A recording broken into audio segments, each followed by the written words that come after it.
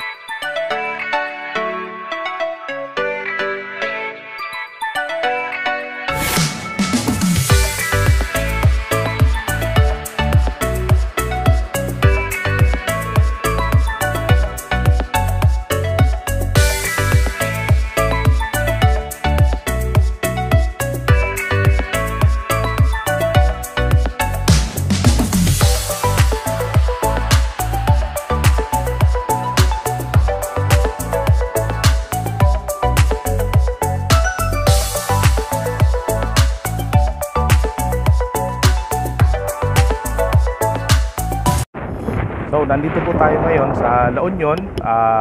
Medyo maaga ako napunta rito ngayon kumpara last time. Kasi bukas po, magkakandak po tayo ng day 4 ng course training or the construction occupational safety and health training for mga electrical engineering students.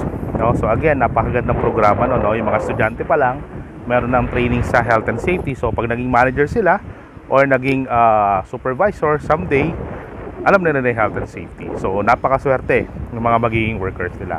So, ngayon, medyo maaga-aga ako. Bukas pa yung training. So, relax mo ng konti. So, nandito po kasi kami ngayon sa may Blue Marlin Resort. Dito po yung accommodation. And ito po, lakad-lakad muna ako rito.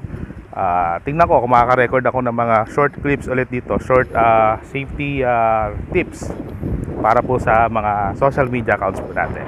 Okay? So, mamaya kita-kita ko. Lakad-lakad muna ako rito.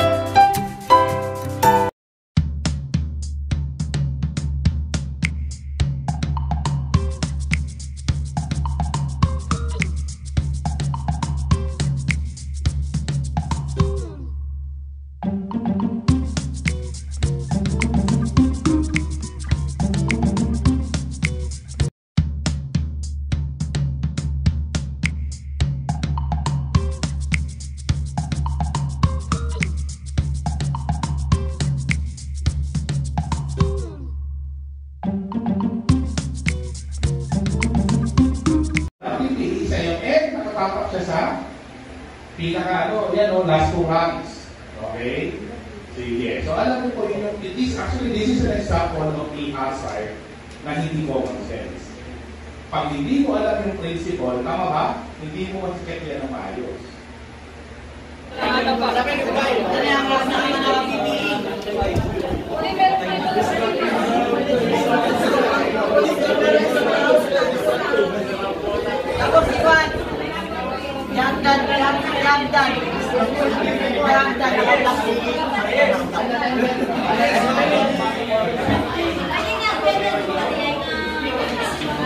Hindi ba yung nakasakay na mo? Bawal.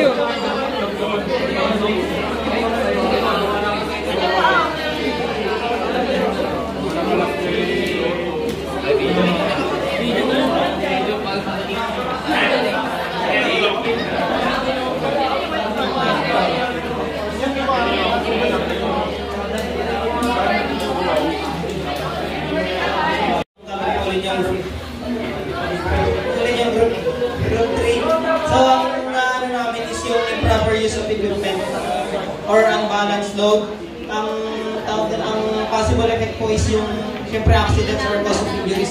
Tulad nga po ng sabi ni Sir kanina, yung tamang gamit pero mali yung way ng paggamit niya.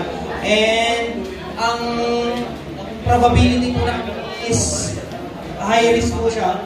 Then yung severity po is high din po. And yung RR naman po is very high or yung Immediately dangerous. then yung next naman po is yung horseplay naman. Makita naman po natin doon.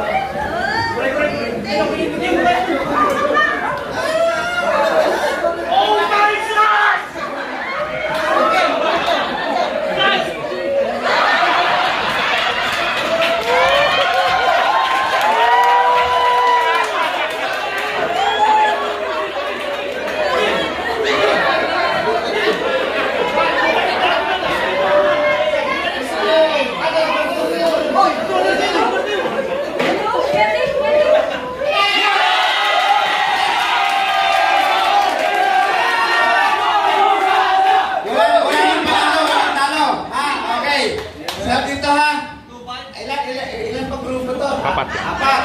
So, tig 600. So, dito 4. May 100 pa. Para dun sa asawa na kanina.